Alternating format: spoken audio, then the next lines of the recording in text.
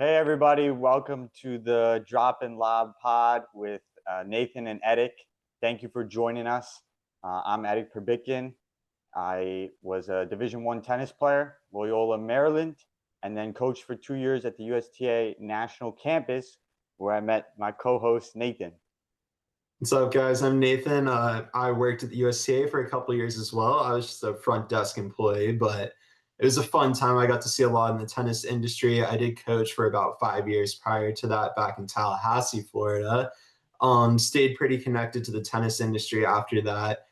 Some of you that view this may know me from a Twitter page that I run as well related to tennis, but Edik and I are both big fans of tennis, both ATP and WTA. We're going to cover both sides. We know that WTA oftentimes gets overlooked. But yeah, we're basically going to be going over the previous week's tournaments, kind of recapping what we've seen. We're going to be giving some predictions for future week's tournaments. Obviously, this is our first episode, so we're going to be working more into it, getting more ideas from you guys, from each other, figuring out what y'all want to see. We'll have some guest hosts on in the future, all that good stuff. But we look forward to just talking tennis. If nobody views, we're going to have a great time talking. If a bunch of you guys view, we're going to have a great time having you view. Either way, we're just here to talk some ball and have a good time. So with that being said, you ready to get into it, Edik? Let's get into it. That's right. So I think there was 4 tournaments this week, but I think maybe the biggest story was Rybakina qualifying for WTA finals. What do you think? We have a first topic conversation right here, because is it Rybakina or Rybakina? Because I say No, Rybakina. who says Rybakina? I do. You don't say that? I say Rybakina. I mean, I'm not saying I'm right, but I think so. I think one of the biggest things in tennis is it's just such a global sport, and nobody is that cultured to know how to say everyone's name correctly. So I hear so many butcherings of so many names. I think we'll have to get a phonetics expert on here at some point, or somebody that knows names, and have us all go through a test. I've seen that on the Nothing Major pod before, which I think we're probably both a fan of. Yeah, great pod. Yeah, absolutely. So we'll have to figure that out. But anyway, real quick, I'll cap before we get into this. The 4 tournaments last week, we had WTA Tokyo and WTA China. I believe Tokyo was a 500, or were they both 250s? Do we know? Tokyo. We'll be coming in more prepared in the future, guys. As you know, this is our first episode. Both were 250s. I believe this was a 250 week all around. So we had 250s in Tokyo and in China. For the men's, we had ATP in Vienna and Basel. Those were both 250s as well. So as Edik said, we're going to start with what he feels is the biggest storyline. And I also agree it's a pretty big one in the WTA in Tokyo. And back to you. Yeah, I mean, obviously, Rybakina was needing to win 2 matches to qualify for the WTA finals. She had won the tournament the last week, and she ended up doing it. She beat Fernandez in the round of 16, and then in the quarters she beat Victoria Mboko, also Canadian. So, and she had lost to both of those ladies in the U.S. Open hardcourt swing. So she qualifies, gets through over Andreeva, who couldn't get to Tokyo because she had a visa problem. Yeah. So yeah, that she's been on a hot streak, and then obviously she retired. Unsurprisingly, she didn't even play the semifinal match. Probably just wants to go straight to the WTA finals, get some rest. We think that was a strategic retirement. Absolutely. I think her team was like, if you get to the semifinals, we're retiring for sure. That's fair. I think that there's validity in that. Obviously, as a player, you're looking out for your health. I think a lot of players have voiced as to the length of the season and the toll that it takes on their bodies, especially someone such as Rybakina, who is often injury prone. Yes. And is known to go down to make sure that she gets her shot at the biggest stage, because as we both know, she is more than capable of beating any player on tour when healthy, as shown by her Wimbledon win back in, I believe it was 23 at this point, even 22. But either way, yeah. So yeah, she did that. And then there was another big story from that tournament, which would be Belinda Bencic. Can we both agree on the pronunciation of her name? Yeah, I agree with you on that one. 2 co-hosts finally agreeing.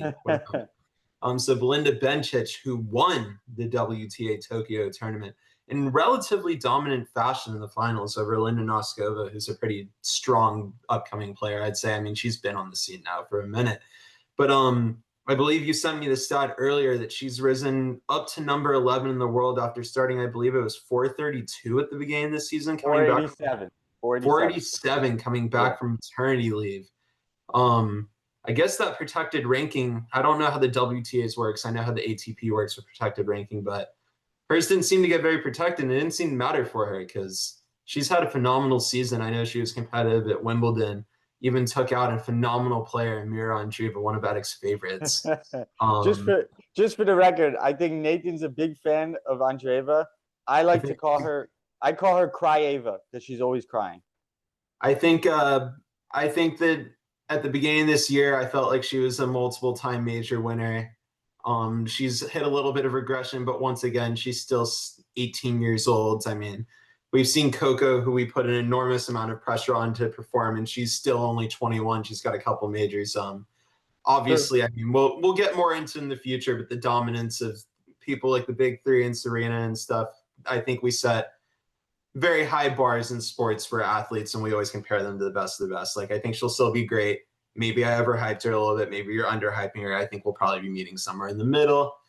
But you guys will learn on this podcast I have a nice little bit of ADD, so we'll go all over the place. But it'll be fun. It'll be entertaining. We'll get back to Bencic over there, who once again, what do you think makes Bencic such a solid player? Because I know that she, before injury, by the way, to preface, was in the top 10 before as well. So she's working her way back to where she belongs, evidently. What do you think gets her up to that spot? I think that she takes the ball early. She's obviously an all-around player and, has really good strokes, but technically she takes time away from players, and she has very interesting movement, a lot of open stance shots. And overall, she's someone that just, clean striker and has always produced, like you said, even when she was on tour. I mean, she was coming back from pregnancy. She had the kid, and she's had an amazing year. I think she's been one of the best female players coming back from pregnancy, if you think about it. Yeah, I think Svitolina should probably belong in that conversation as well. Yeah, Svitolina excelled. Like, people like Wozniacki and Kerber could never really get it back. Osaka obviously, has had trouble, but Bencic has been quick to come back. Yeah. Like, she started. I would say Osaka's issues are probably more mental than with the body, but I don't know. She's a discussion for another day. I think I could have an hour podcast on her mental game. Yeah. But yeah, I think at the beginning of the year, if we were to put odds on it, and obviously I'll occasionally reference betting because I do tend to bet on some tennis, and that's what my page just revolves around. And I know that some of you out there watching also probably do. Yeah, I would have put strong odds on Svitolina being the favorite for comeback mom of the year at the beginning of the year if someone were to put that into odds form. And Bencic made a real late charge there. I actually have not kept up well enough with Svitolina to know where she's been lately. I know she's been noticeably absent from the last couple of tournaments, but Bencic has pretty strongly worked her way into that comeback player of the year. I don't know if that's an award they give out. You guys will learn that we have plenty to learn as well about the tour that I look forward to getting more into as we discuss. But yeah. And also, wanted to correct ourselves. It is a 500. This one was a 500, and both of the men's tournaments are 500 this week. So. Okay, and by correct ourselves, we mean, yeah, that is true. You didn't mean to correct ourselves. So we will come in with slightly better research next time.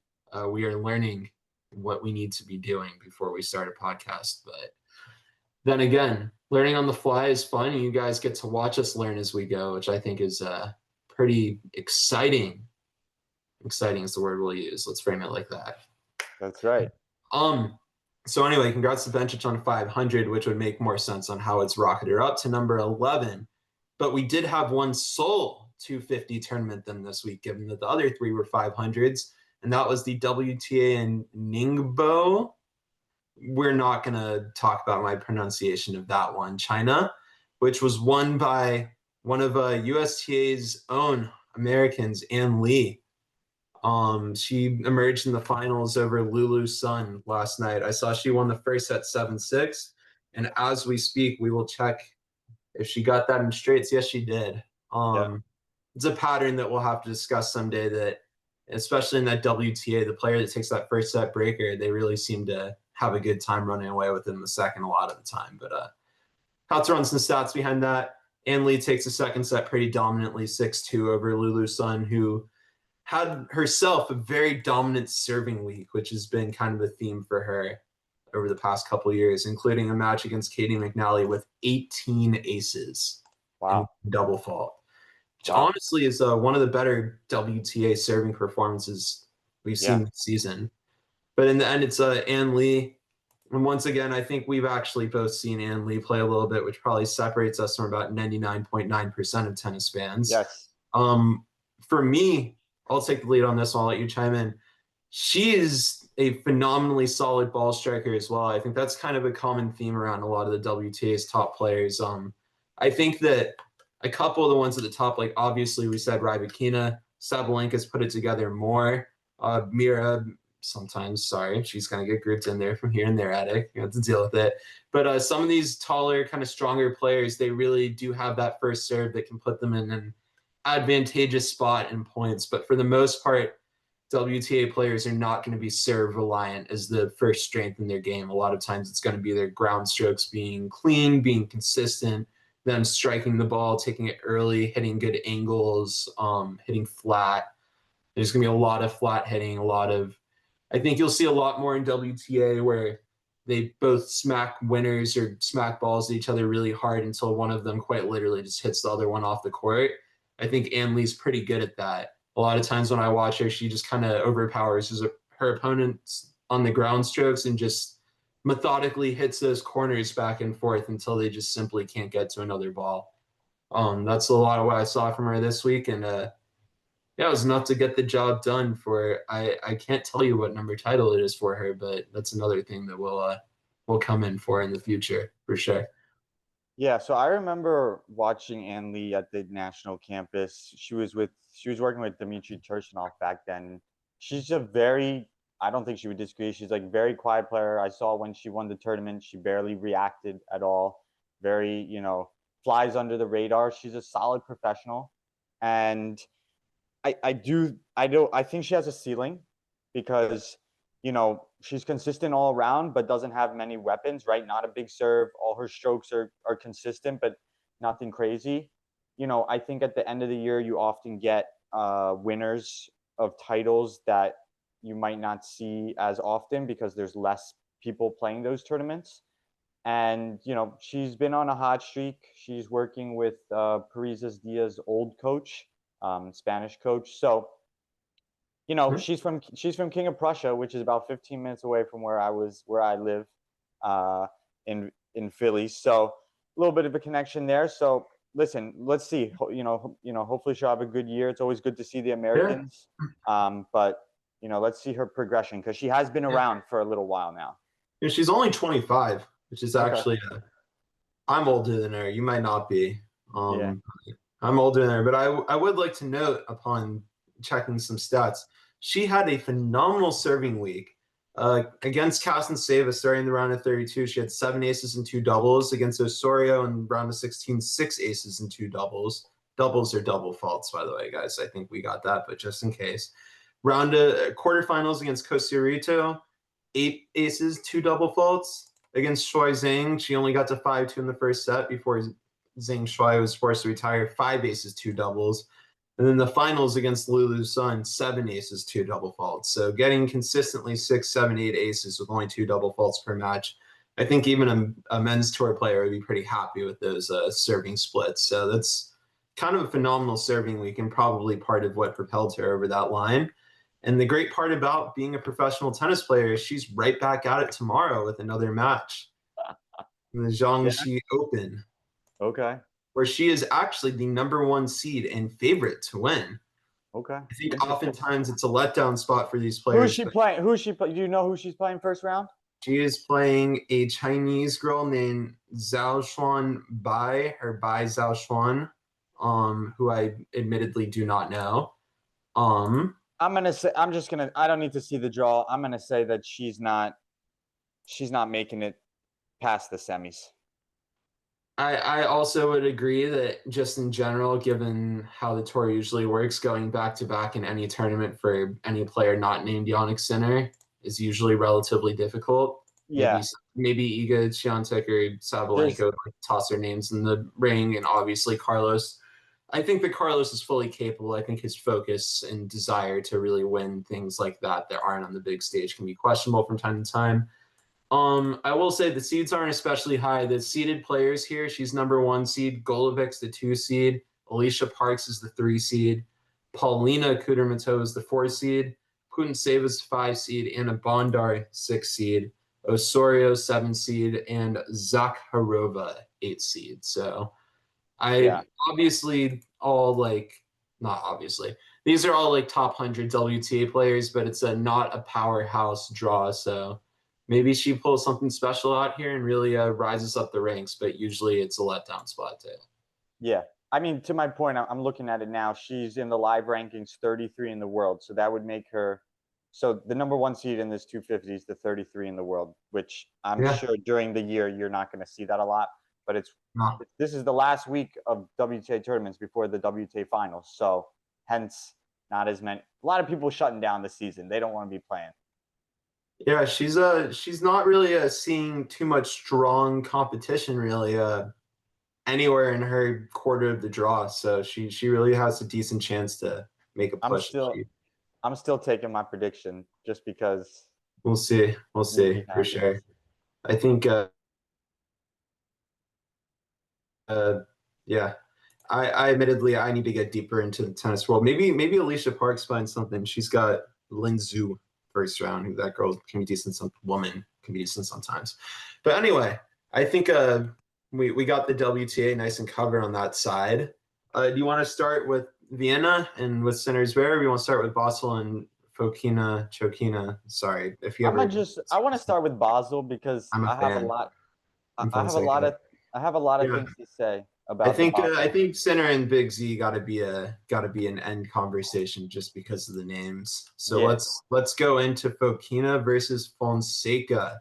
And for those of you that don't know, Joao Fonseca was the first Brazilian to make an ATP 500 title finals, and he was the first to win an ATP 500, taking it home in straight sets against Alejandro Davidovich Fokina 6-3, 6-4. Relatively straightforward performance. He broke first in the first set, was broken back once, grabbed it back immediately the next game, broke immediately to start set 2, served it straight down to the finish line. Kept it tight, 7 aces, 1 double. He's kept Fokina to 37% second win percentage on 37% win percentage on his second serve on indoor hard courts, which is pretty impressive because indoor hard courts give a relatively large advantage to the server for the most part. Even only a 60% win percent on his first serves for Fokina, who served 0 double Wow. faults, by the way. So all of those balls were in play, and Wow was just clearly giving him rockets back. I was unfortunately playing Padel during that match, was not able to spectate it. But would you like to start with Huao's achievement or with Fokina's struggles in finals? Can I hit both real You can quick? absolutely hit both. Let's Let me see it. start with Fokina because that's my boy. I like him I, too. I love Fokina, and it's been a battle for him this year. Finals starting in Del Rey, he was up 5-2 in the third against Kekmanovic, lost that. Then soon thereafter, finals Acapulco, lost against Mahach, straight sets, didn't choke but Yeah, lost. my Hodge played really well there. I Yeah, actually watched that one. and then during the summer, Cincinnati had match points against Diminar. Probably should That have one pulled that hurt. out. That one hurt. And Minor, by the way, for those of you that haven't seen, if you're interested, Fokina had a very good approach on match point. Minor slid into the ball in a hard court, popped it up with his backhand as high as he possibly could, and it landed in the back corner of the court about this far onto the line. yep, Forced Fokina to hit another ball, approach again. Minor passed him and never looked back. It was a brutal one to watch. that was brutal. And I remember watching him in the tournaments after US Open, etc., and he was having trouble closing out matches, right? He has an issue closing out matches. And when I saw that he made the finals this week, I was not confident with him going into the final because the last 2 matches he played, he won the first sets, but he got retirements. The people retired. Yeah. So I was not surprised that Fonseca won. And obviously, my Brazilian boy as well. I'm high on him. I'm very impressed. You know, he's had an up and down year, but he's finishing strong. And I think that, you know, going into next season, he's won a 250. He won a 500 now. He's going to be looking to, you know, crack into the later rounds in the Grand Slams and maybe possibly contend for a 1,000. I actually like that his progression has been steady. Sometimes I think like you get a girl like Sorry. Go ahead. I didn't mean to just toss any names in, but like Emma Raducanu, say, for example. Yes. People like that, they win tournaments out of nowhere, and now they're on the big stage, and the expectations are too much. Fonseca already has huge expectations, so I think this steady progression can do him a lot of service in the long run. Absolutely. And then real quick before we get off the topic, since I know it's been one that people have enjoyed bringing up, and I think I know where you'll land on it, and I'll go ahead and debate you for the fun of it. Fonseca or Tien, who you taking right now, and who you taking 5 years from now? I will always take Fonseca because I'm big on weapons. You need to have weapons. Learned Tien is great all around, but he's lacking of weapons. I'll go ahead and take Tien. I think that you just can't teach strategy. You can't teach that game sense, that sixth sense that he has on the court. You can't, like, Lerner's just got that ability to just know what to do at all points in time. That's going to give him longevity. It's going to give him that ability to take out bigger names. I think it's easier to develop weapons than develop game sense. I think that Hua's great. I think he can win these smaller tournaments, but I think he's always going to prove relatively robotic against those bigger players. I think Lerner's got a better chance of throwing someone off their game on any given day. And admittedly, I am doing this somewhat for the spirit of debate and somewhat for that. I'm a little bit afraid that you're going to get the better of me significantly by next year with that one. But, you know, if we're not out here to compete a little bit, what's the fun of it? I think it's a good conversation to have about who's had a better year, Fonseca or Tien, because we know Tien has had a great year with multiple wins over top 10 players. So maybe we can have that conversation. He gives Medvedev hell, that's for sure. And I think we'll get to talk a lot about the young guys because I believe we have the next gen finals coming up soon as well, correct? That's right. Yeah, that's coming up. There's some names in there that I don't really think that a lot of the next gen's done that much to impress per se. And I also think that we're having that conversation about Hua. But a lot of the conversations we're having of why there are a lot of people disappointing and why there are a lot of people struggling is because there are 2 names in tennis that just cause absolute hell for everyone else. And one of them loves to show up when it matters most, and the other one just sits there and terrorizes the tennis world from week to week. And I think it's a good time to go ahead and talk about him right now. That would be an Austrian-born, I believe.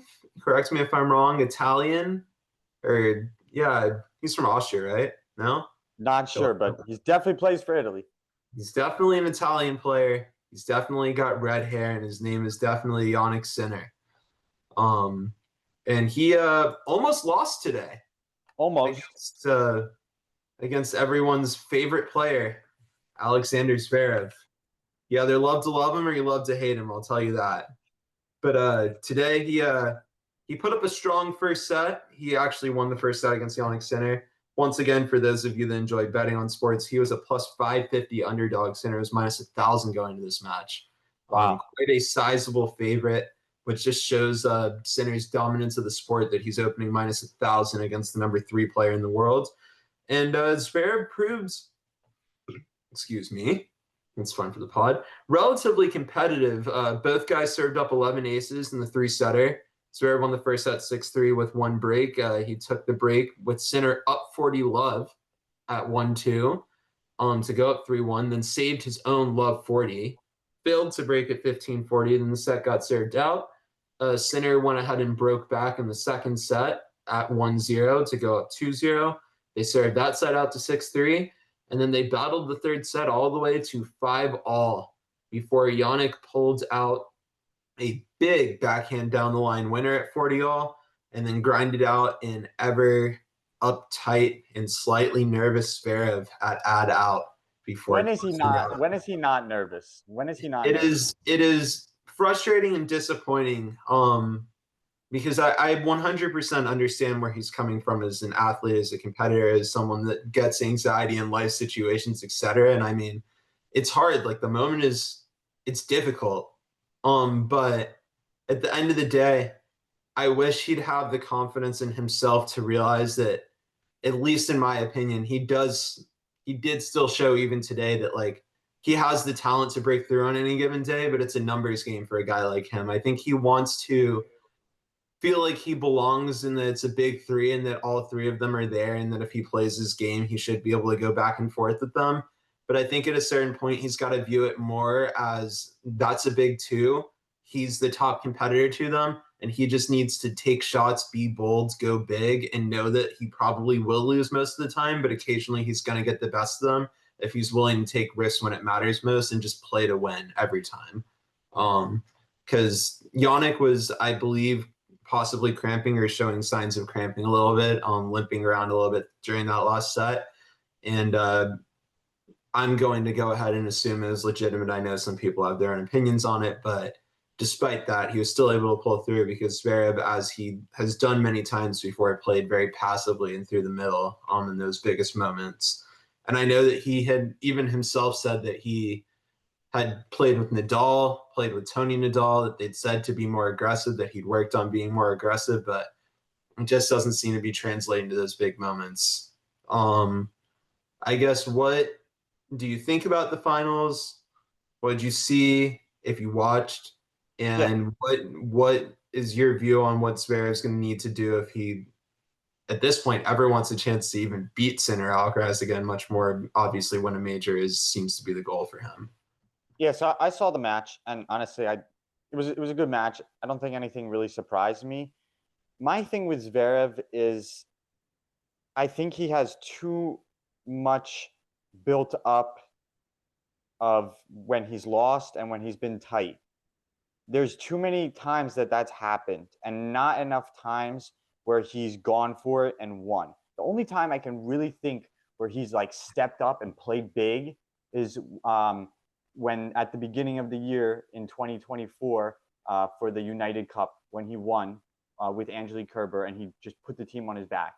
Other than that, he's usually crumbling in these big moments. I know he's won a lot of tournaments, and I know that he's had a lot of success, but it's just so hard to reverse when you have a lot of bad experiences, And another thing, yes, everybody's telling him play aggressive, play aggressive, play aggressive, but it's not in his DNA. And I've been there. Like, to change your DNA is so difficult when he has years and years and years of not having done that. And honestly, if I were him, I would go the opposite direction. I would just try and be super consistent, do what you do, try to get lucky in one of these Grand Slams where the Sinner or Alcaraz gets hurt, and try and beat them at your game. Because clearly he's not. How many times do we have to tell him to be aggressive? And he's not. At this point, is it going to happen?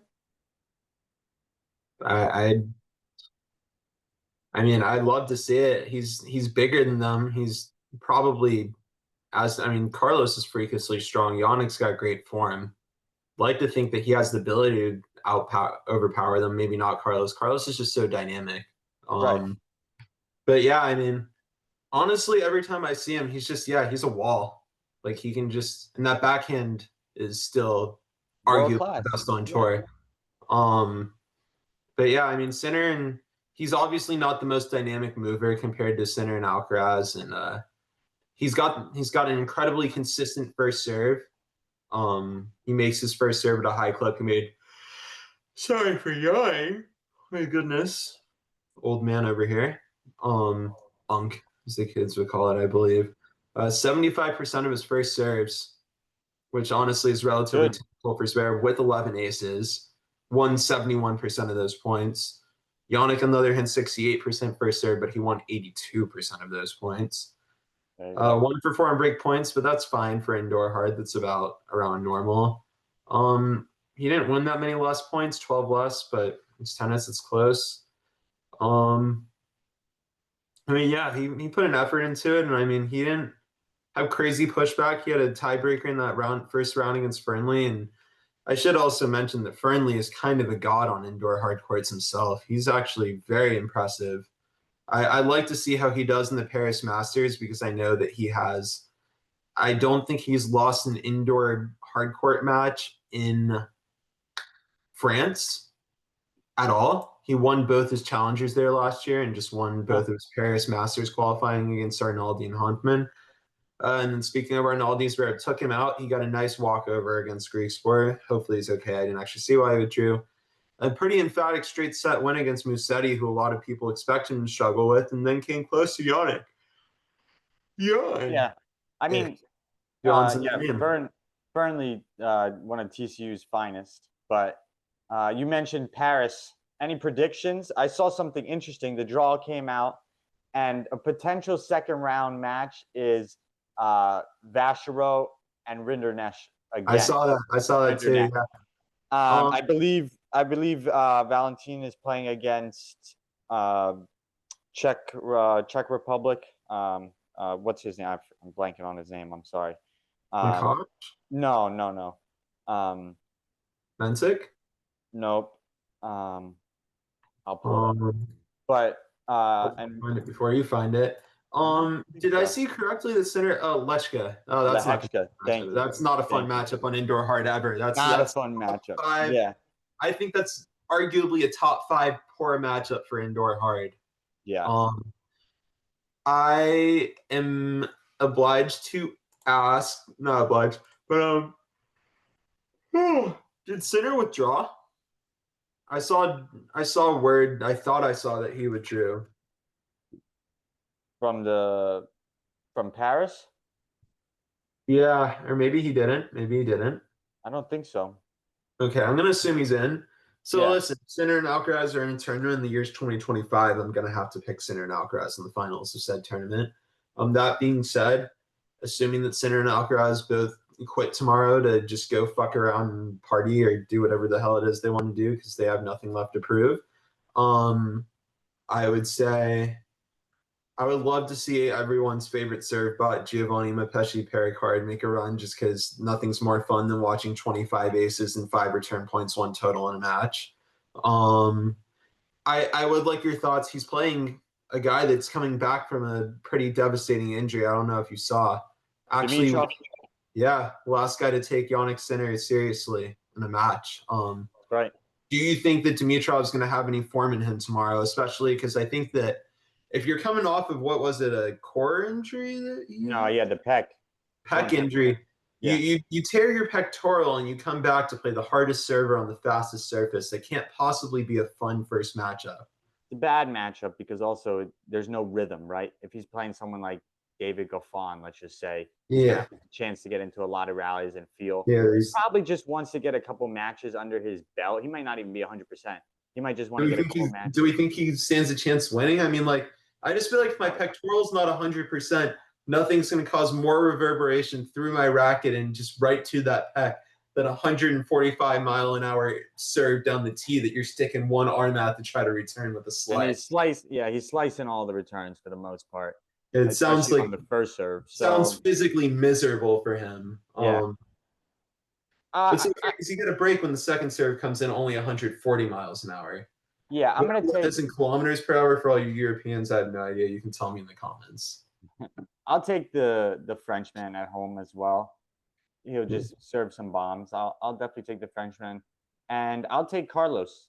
I like Carlos in this tournament. Get a little bit confidence. Sinner, he's won the tournaments since he's obviously he retired in that one match against Greek Sport, but he just coming off this win in Vienna. I don't think he's looked fantastic. Obviously, he's good, but I'll take Alcaraz. I think his form is unbelievable right now, and he's just going to continue riding that hot wave till the end of the year.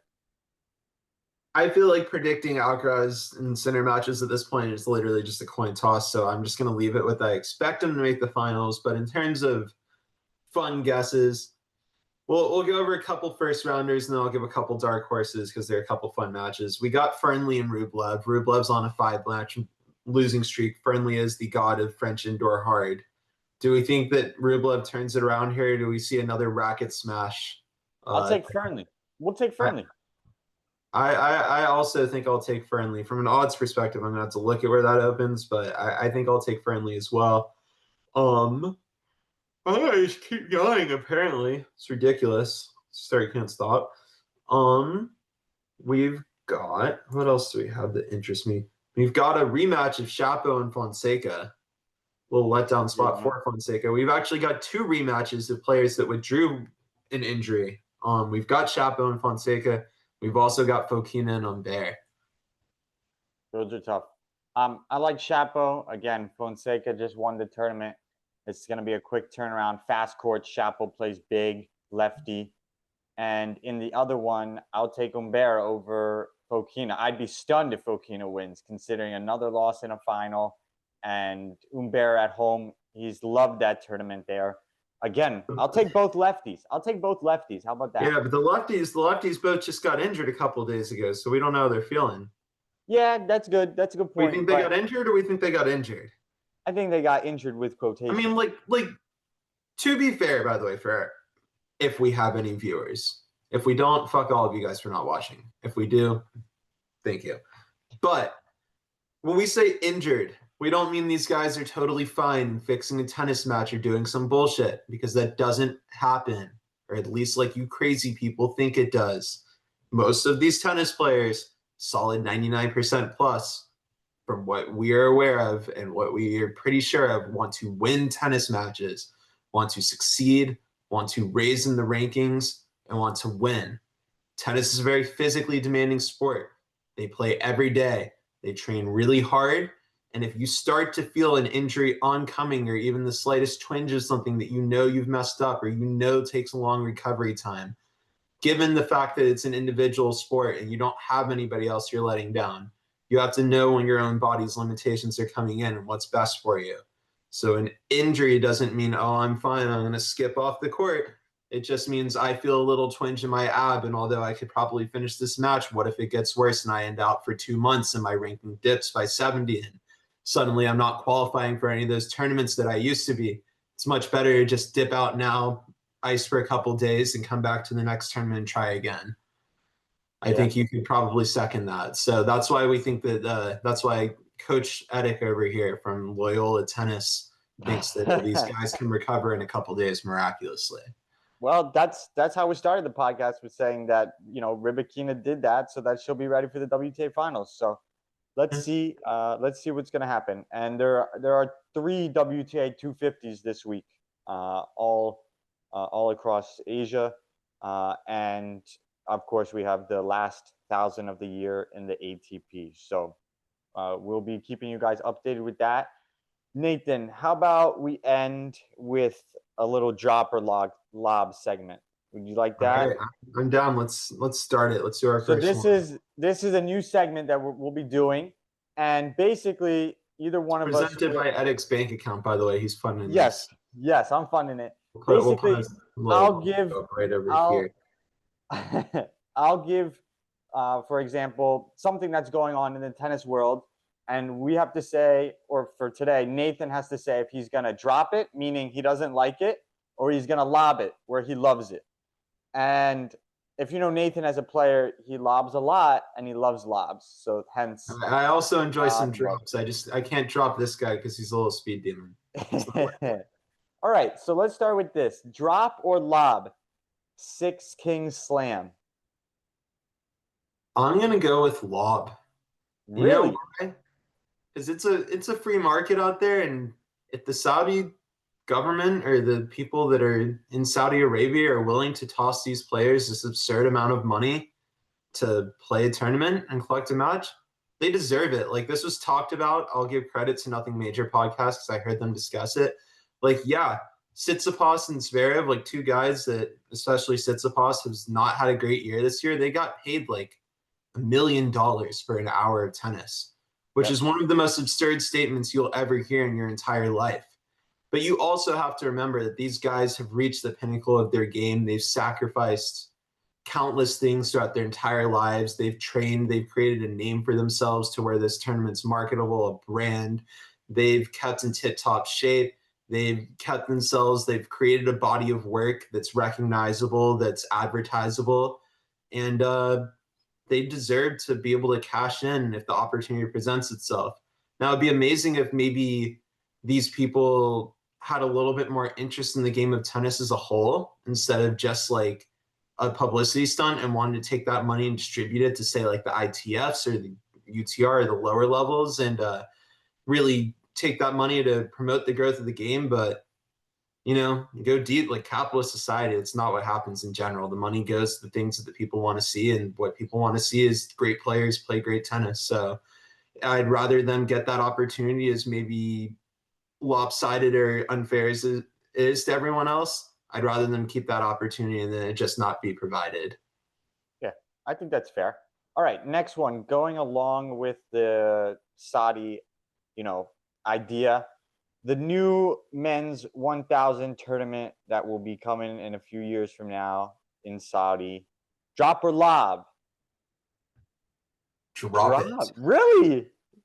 Really? These players, dude, they're exhausted already. They want less tournaments. Every single top player wants less tournaments. I think this it's going to run a pretty similar theme to what I just said, which is like, you want to provide more tennis, more opportunities, put more money into the game, put it into the lower levels, give these other guys a livable wage, make it so players can play tennis more comfortably, so more competition comes up, so players are more secure in getting into tennis and knowing that there's a future for them if they're not just the top 10, top 20, top 30.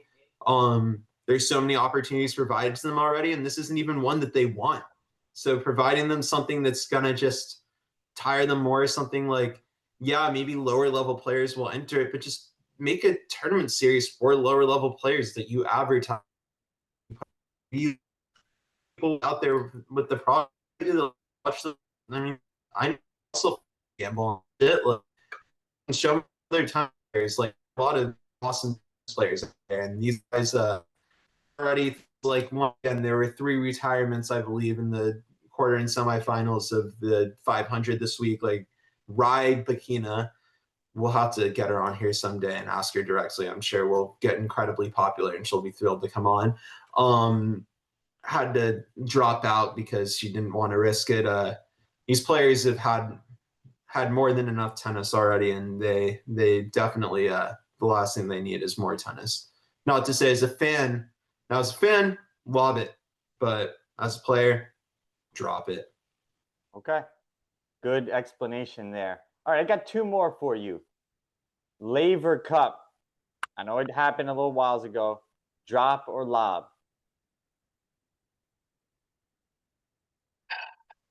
Lob. To lob it, but Okay. it's going to need some change. Really? The implications behind it are definitely weak. I think that creating a team spirit in tennis is always fun.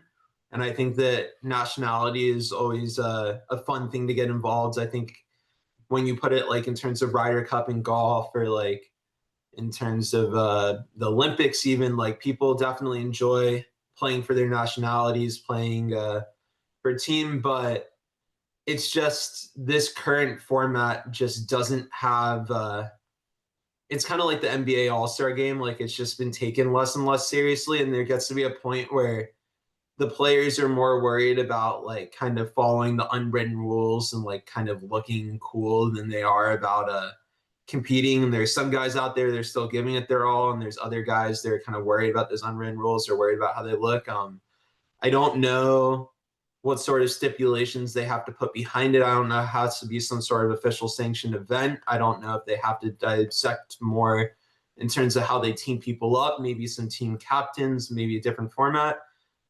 If it doesn't work like that, then maybe drop it. But I'd say at least it deserves to get lobs another chance, because at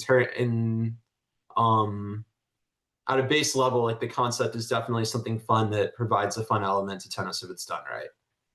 I like it. I think it's a good tournament that event that happens after the US Open, in between the Asia swings. So and it's definitely going to continue. I mean, it's helped, Yeah. funded by Roger, so it's not going anywhere. All right, last one. Exhibition matches and events during the off season. Drop or lob?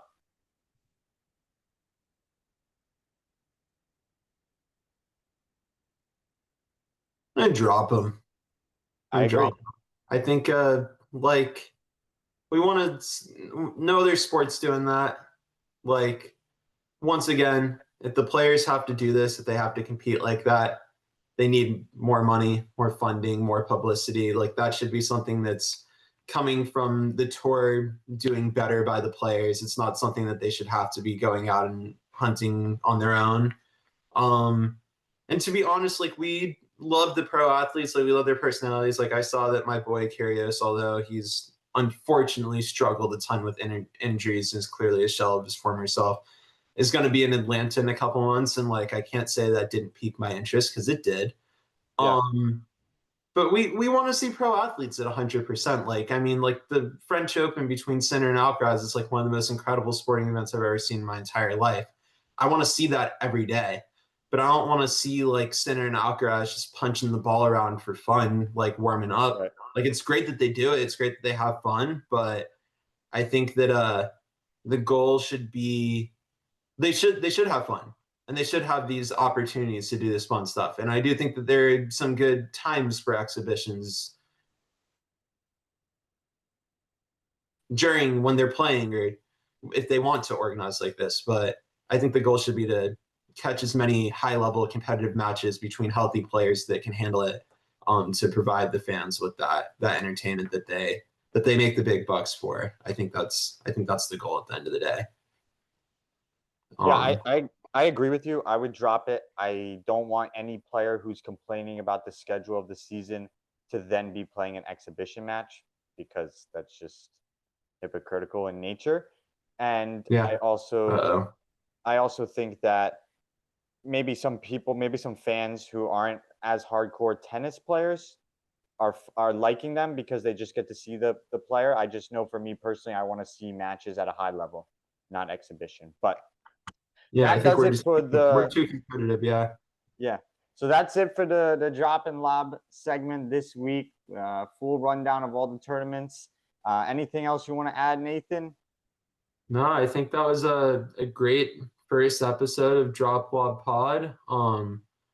That's probably going to be the name we stick with. It could possibly change in the future. Once again, you guys are just viewing the start of something that we're going to be doing every week, and we're just doing it because we like talking tennis. I had a great time today, and I'm more than down to do this every week, even if it's just me and you discussing tennis. If other people want to jump in and see what we have to say, I'd be thrilled. If nobody does, I would do this every weekend anyway.